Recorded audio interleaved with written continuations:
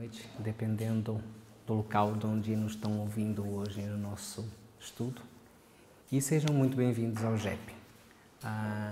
Hoje nós vamos continuar o nosso estudo do Livro dos Espíritos e, antes de começar, vamos fazer uma pequena prece.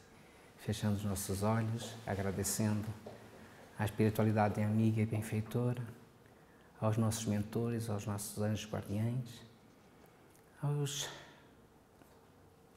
mentores dessa nossa casa, a Paulo e a Estevão. Agradecer também a Jesus, nosso mestre amado e amigo, a Maria, sua mãe, e ao nosso Pai de infinita bondade e misericórdia. A oportunidade de podermos estar aqui hoje, a oportunidade dessa encarnação e a oportunidade de podermos aprender um pouquinho mais, hoje e todos os dias. Obrigada, Senhor, que assim seja. Então a gente está no livro dos Espíritos, no segundo livro, que se intitula O Mundo Espírita ou dos Espíritos, e no capítulo 7, que nos fala do retorno à vida corporal. E a gente está estudando a infância. E na questão 384, Kardec pergunta: por que o choro, a primeira manifestação da criança ao nascer? Para estimular o interesse da genitora e provocar os cuidados de que há mister. Não é evidente que, se as suas manifestações fossem todas de alegria, quando ainda não sabe falar, todos se inquietariam, os que o cercam, com os cuidados que lhe são indispensáveis? Admirai, pois, em tudo a sabedoria da previdência.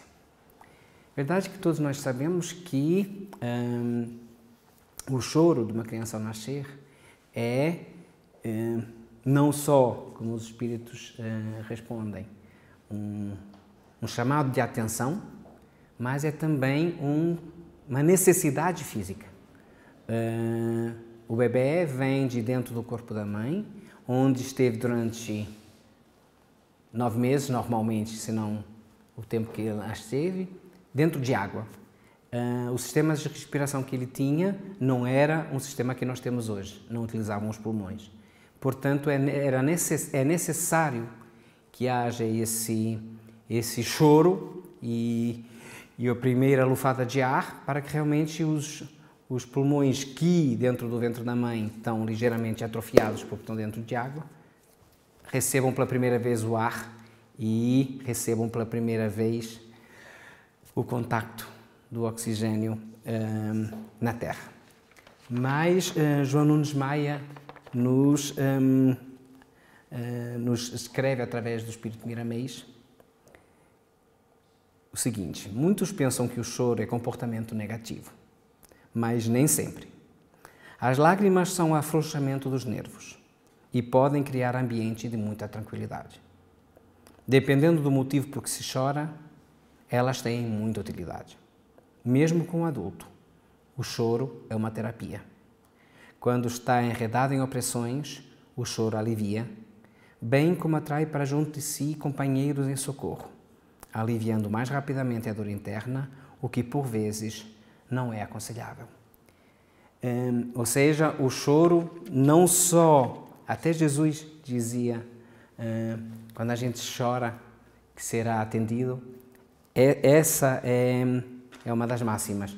Realmente, quando a gente necessita de chorar, seja por que motivo for, pode ser por alegria ou pode ser por tristeza, junto de nós, a espiritualidade envia espíritos que nos podem ajudar nesse momento.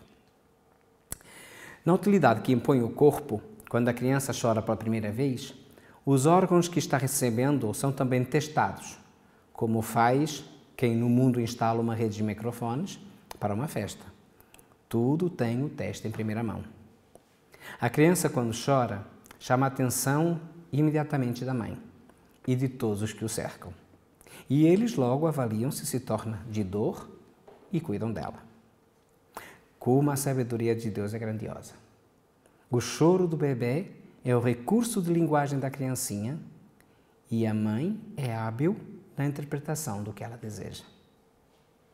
A linguagem dos homens é que é de difícil entendimento.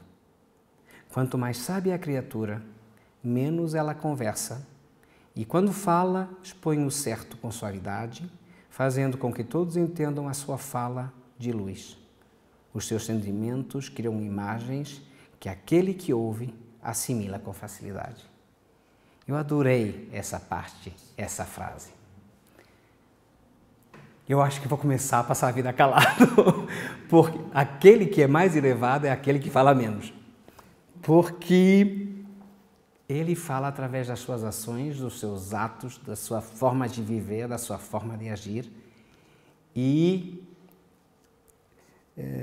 no meu vivenciar normal, havia um casal em que a mãe se exaltava muito facilmente com as crianças. E uma vez disse: calma, até a sussurrar tu tens razão. Não precisas gritar. Além disso, se elas estão gritando, quanto mais tu gritas, mais elas vão gritar a seguir. Então, baixa o tom, porque elas vão querer saber o que é que tu estás a querer dizer. E elas vão ter que se calar para ouvir aquilo que tu estás dizendo. O mundo espiritual se encontra presente junto às crianças, para ajudá-las nas suas mais puras necessidades. A mãe, quando conversa com seus filhos, em muitos casos, serve de médium, a fim de transmitir a mensagem do plano espiritual em vida, em formação.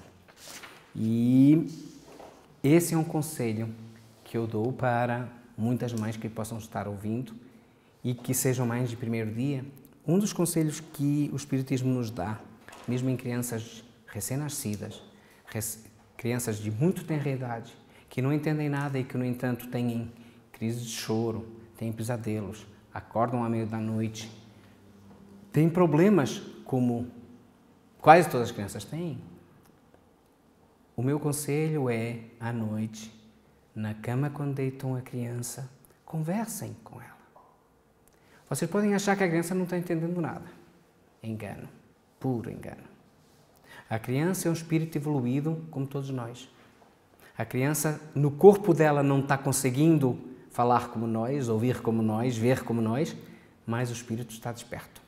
E, sobretudo, se ele está dormindo, o espírito, 99,9% das vezes, está ali, ao lado da criança, tomando conta do corpo da criança. E ele ouve o que a mãe fala, ouve os conselhos. E isso pode ajudar muito, quer nos pesadelos, quer nos sonhos, quer no acordar espontâneo que muitas crianças têm, porque, por vezes, é difícil a habituação de uma criança no nascimento. Mas tudo passa. Questão 385. O que é e o que motiva a mudança que se opera no caráter do indivíduo em certa idade, especialmente ao sair da adolescência? É que o espírito se modifica? E a resposta é que o espírito retoma a natureza que lhe é própria e se mostra qual é. Qual era? Não conheceis o que a inocência das crianças oculta? Não sabeis o que elas são, nem o que foram, nem o que serão. Contudo, a afeição que lhe tendes, as acariciais como se fossem parcelas de vós mesmos, a tal ponto que se considera o amor de uma mãe, que uma mãe consagra aos seus filhos, como o maior amor que um ser possa voltar ao outro. Donde nasce o meigo afeto? A terna benevolência que mesmo os estranhos sentem por uma criança? Sabeis? Não. Pois bem, vou explicá-lo. As crianças são os seres que Deus manda a novas existências, para que não lhe possam imputar excessiva severidade, dá-lhes ele todos os aspectos da inocência. Ainda quando se trata de uma criança de maus pendores, cobrem-se-lhe as más ações como a capa de inconsciência. Essa inocência não constitui superioridade real em relação ao que eram antes. Não.